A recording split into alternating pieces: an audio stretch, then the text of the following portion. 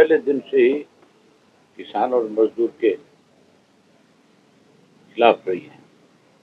इसने हमेशा किसान को, मजदूर को, गरीब आदमी को कमजोर करने के लिए फैसले लिए। तो पहले किसान आंदोलन चला था, उस आंदोलन में सारे देश के राजनीतिक पार्टियों के लोग किसान की बात करते थे और किसान के साथ खड़े होकर के उनको आश्वस्त करते थे कि हम आपके हितैषी हैं, आपके साथ जो आज अन्याय हो रहा है हम उसके लिए आपके साथ खड़े हैं, हम आपकी लड़ाई लड़ेंगे। क्योंकि उस वक्त लोकसभा का चुनाव नजदीक था और सारे राजनीतिक दल ये चाहते थे कि लोकसभा में कहीं किसान की नाराजगी का सामना तुम्हें ना करना पड़े। कांग्रेस सबसे ज्यादा किसान की बात करती है, खास करके हमारे यहाँ हरियाणा में जो है, क्योंकि आंदोलन हरियाणा के अंदर ही था, सारे बॉर्डर जो थे वो चारों हमारे लगते थे, एक यूपी का था। यहाँ पे विशेष रूप से कांग्रेसी जो है ज्यादा इस इशू को लेकर के बड़ी बातें करते थे।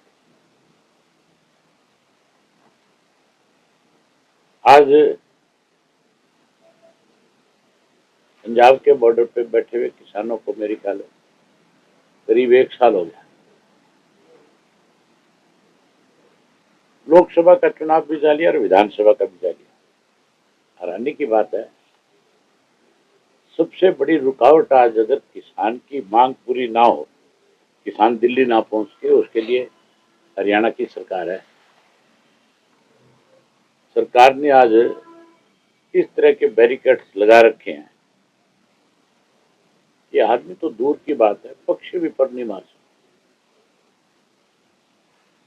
मैंने खुद अपनी आंख से देखा है, आप जैसे पत्रकार साथियों ने जो वहां गए थे उनसे बात करिए।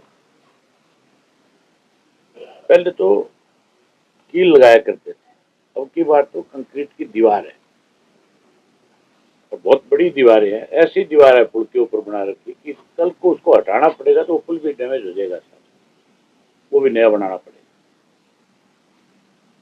हमारी पार्टी का पहले दिन से एक फैसला रहा है, Indian national Lokdal party Chaudhary Devilal की नीतियों को आगे बढ़ाने वाली पार्टी। हमने सत्ता में रहते हुए हमेशा गरीब आदमी को कैसे आगे बढ़ाया जा सके, किसान की फसल का एक एक दाना खरीदा जाए, मजदूर की न्यूनतम मजदूरी जो बढ़े उसको ज्यादा से ज्यादा सपोर्ट सरकार की मिले, इसके लिए हमने काम किया। और सत्ता से बाहर जब रहे, जब भी किसी ने किसान की, मजदूर की, गरीब की अनदेखी करी, हमने डट करके उसके साथ खड़े होकर के उसकी मदद करी। आज भी इंडियन नेशनल लोकदल पार्टी का एक एक कार्यकर्ता जो है इस आंदोलन में भी किसान के साथ है। हमने अपनी पार्टी के सभी साथियों को बाकायदा तौर पे इस बात की हिदायत दी है,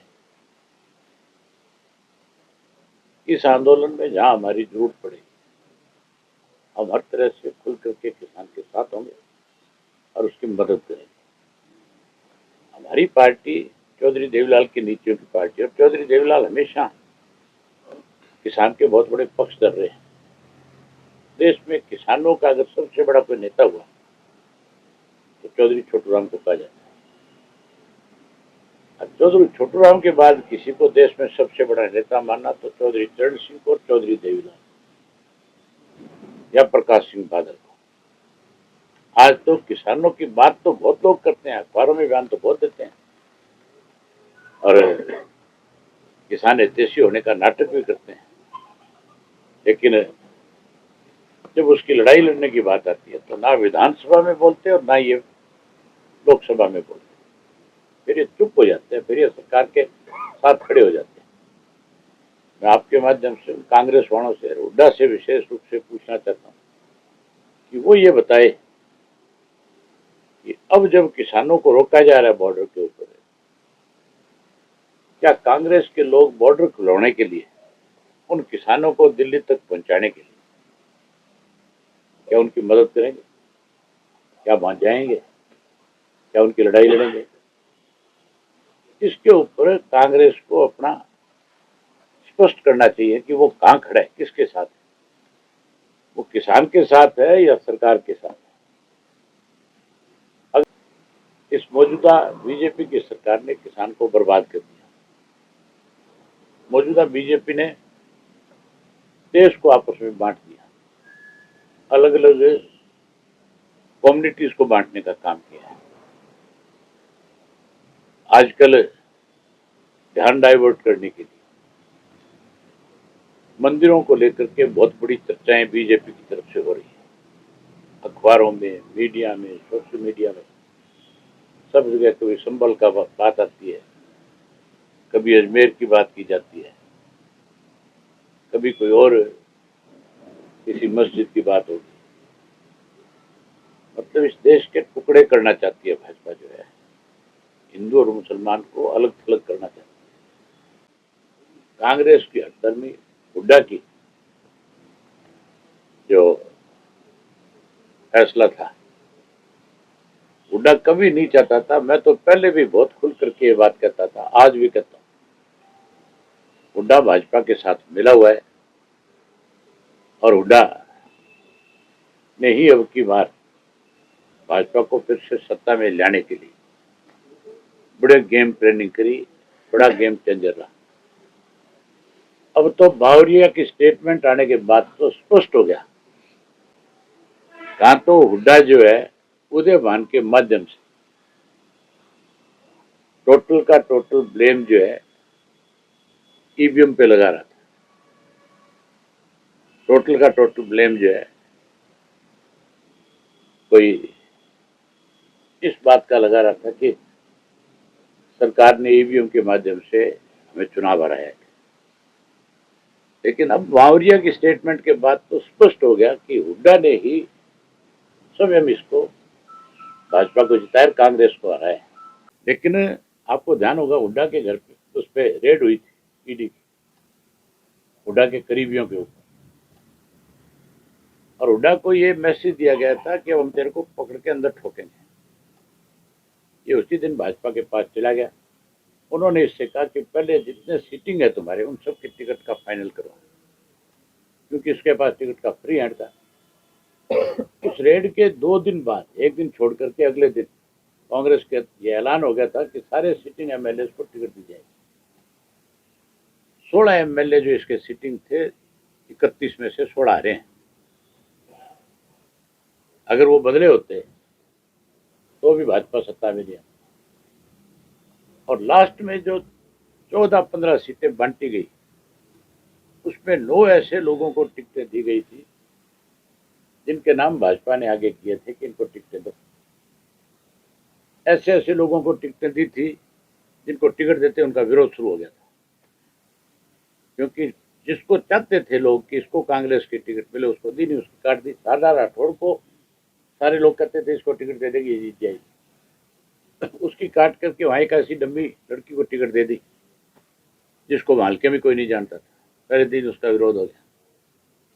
इसी तरह सोना की जो सीट थी,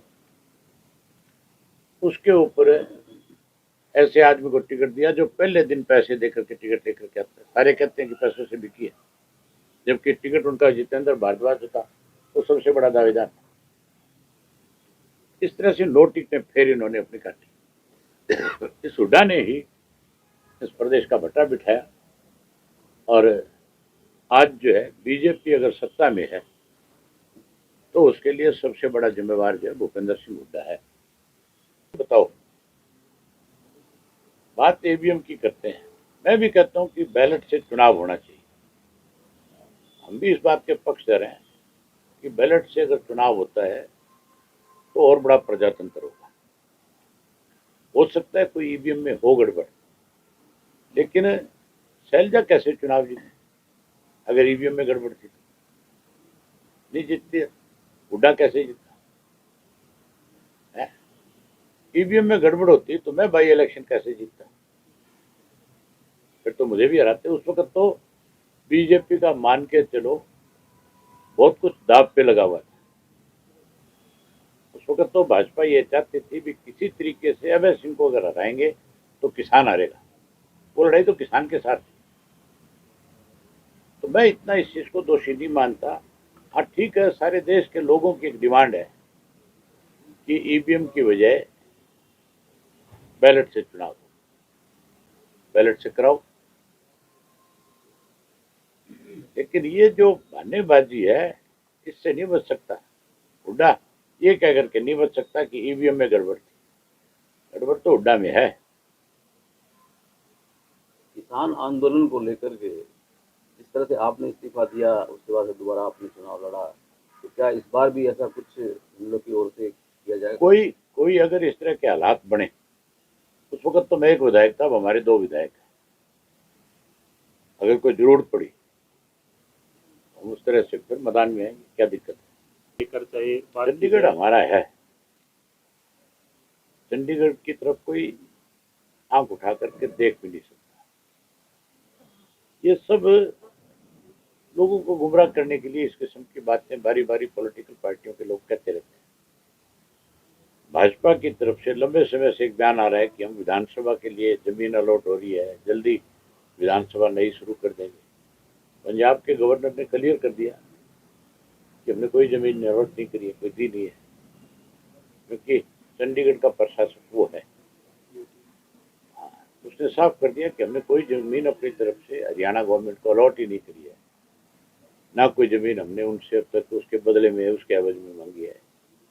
हम अगर चंडीगढ़ में कोई जगह लें तो उसके एवज में दे क्यों? चंडीगढ़ में हमारा हिस्सा है, हम अपने हिस्सा ले रहे हैं।